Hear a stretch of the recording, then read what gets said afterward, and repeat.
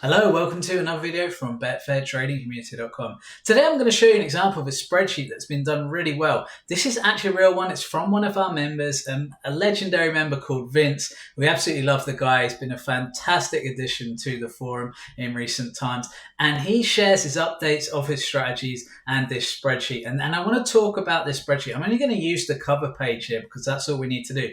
This is a great example of A, how to do a spreadsheet right, B, how to track results and why it's important to do, and C, the variance of trading and kind of how a perspective from me could be very different to the perspective of you yourself when you're looking at a sheet like this. So first off, as you'll probably notice, this is very, very different to my sheets. My sheets are kind of small text. I don't color code anything. I kind of use bold a little bit, but I really like the effort that Vince has gone to here with this sheet. And what I love here is it's very simple. So he uses £1 stakes with 2% Betfair commission, obviously. So we're not looking at big stakes here. And what I really find interesting here is that he's got the total profit he's made to £1 stakes, which is actually phenomenal. But then he's used it and gone, right, well, what if it was £2.50 stakes? I would have made X. What if it's £5 stakes? I would have made X. £10 stakes, £4.5 grand. I mean, look, that's nothing to sniff at, is it? So this is really interesting. And he's been testing it for around just over a year now, actually, when you look at the results. And what's really interesting here is the results themselves month to month. So if we go to the total section and we look month to month, you can actually see as you go along, every month was in profit. For actually a whole year, he didn't have a losing month, okay, which is phenomenal, right? Absolutely phenomenal.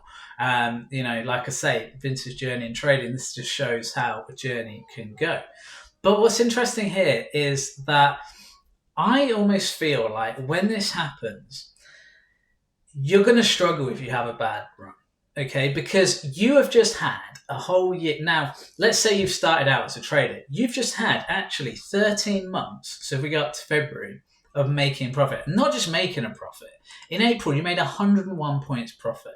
May, 60 points profit. 30 points, 55, 50, 39. This is becoming the norm. This is becoming what you feel every month will be like. So I almost feel like a strategy like this, when you look at this from the outside, from our perspective right now, you're thinking phenomenal. That is outstanding. This is something that we're going to stick with. And this is something that could easily ride a bad run. Look, this is still in massive profit, 463 points up in just over a year. Unbelievable, really.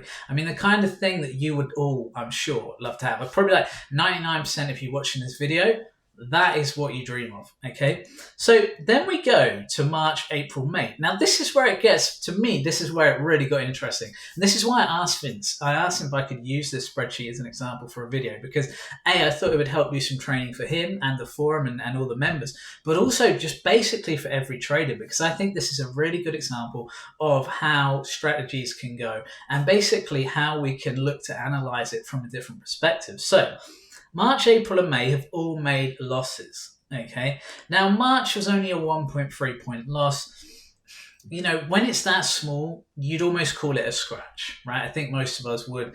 It's actually, let's have a look here. He's not had a winning month smaller than that. So, if you're going to say that January was only 2.79 points up, well, March was only 1.3 points down. I almost feel like you could write that off. That's a scratch, okay? I feel like the next 2 months, because they lost, actually make that month look worse, right? If that was, say, 30p in profit, you probably wouldn't be too bothered. You'd be like, 0.3 profit. Well, that's basically a scratch, okay? But because it's in the minus column, and I think sometimes because of the color coding, it's like the danger, the red alert. And then you've got 3 months in a row where you haven't made money after making money for the past 13 months. So what's interesting here to me is the psychology. I feel like this will be difficult to stomach for most traders because of how successful it was originally. But it still has so much credit in the bank. Again, let's go back to the overall profit. 463 points profit to £1 stakes. I mean, that's just unreal, right? And yet, you could look at this and go, oh, this is a worry now. Is this any good? Is this something I should abandon? Is this a problem? Now, here's the first thing I'll say on this. There's nothing wrong with that reaction. right? That is a normal human reaction. Now, for me, it's way too early to say that because you've got so much credit still in the bank. Now, if these months had been, let's say April had lost 50 points and May had lost 50 points, suddenly you're 100 points down. Sure, you've still got plenty of credit in the bank because you'd still be over 300 points up. But that would be a much tougher pill to swallow. And that would be a real cause for concern where I go, okay, we really need to look at this. This could be a problem now. I still want to give it a month or two before I did anything, change anything or made anything drastic happen. But at that point, I think that is much more of a problem to me. Actually, looking at this from the outside view, I don't particularly have a problem with these bad months because, well, 10-point loss, 5-point loss. I mean, you're getting a month here with 39 points profit. So you're still massively in profit for the year on the whole. But it's so easy to look at these last 3 months, panic, start to think you don't have any good strategies, think that that's all that's ever going to happen. And some people, and I know it sounds crazy, but I've seen people give up on strategies just based on that. The fact they had 3 losing months, even though they made 400 points before that, and the losing months weren't even that big. Because psychologically, the losing months are hard to stomach, especially if you're so used to always having winning months. But I think you'll agree, from a mathematical perspective, it would be pure insanity to give up on these strategies based on what you've seen. And at this stage, given the figures, it's a minor cause for concern, a very minor one. It's not major. But yet you might sit and go, that's 3 months without profit. To me, that's a major concern. Well, okay, but show me a strategy that makes 430 points a year, and I will take 3 losing months within that year, any day of the week. It's all about perspective. And it's much easier for me to come from the outside and look at this and go, well, I can see that that's not a major problem. There's no major issue here. This is just probably variance. One thing I'd say, so there's a couple of things I'd say here. One thing I'd say is you want to see the next couple of months and you want to see something, right? Even if you went, let's say you went 5 points profit in July and 5 points loss in June and broke level next 2 months, to me, that would still feel like, okay, that's a step in the right direction. You're not losing money. Then you want to start seeing it get green again. And I agree with that. But the problem is a lot of people give up after 3 bad months. And in a scenario like this, it would actually be insane to. And I don't actually think there's anything to feel particularly negative about at this point. Okay. And I think that's going to be difficult for a lot of you to stomach because you'll sit there and you think, yeah, but Martin, come on, 3 losing months, you know. But that's the psychology of it. That's your brain telling you to worry. But if you look at the stats, if you look at it, if I showed this to a data analyst, right, and as you know, my sister's a data, if I showed this to her, she'd go, I'm not particularly concerned. I'd be concerned if in 3 months it was still doing the same thing, right? So that's the key thing, is that you've got to look at this in isolation. And again, there still hasn't been a horrific month. You know, maybe we get the minus 50 points month next month, and then you start to get a little bit more worried. I still wouldn't abandon it. I still wouldn't give up on it, not by a long shot. Okay. The final question I would always ask in this scenario, did something happen? Right? So these 3 months are clearly different to all the other months. There is no doubt about that. Okay. And I have no skin in the game. I'm not trying to BS anyone here. This is someone else's strategy. This is why I love this example, by the way, because I have no skin in the game here. I'm not going to make money. I'm not going to lose money by, bigging up this strategy or whatever, right? So I can look at this from a completely analytical, unbiased perspective and say, it's different, but it doesn't majorly concern me. The question I'd ask is, has anything changed?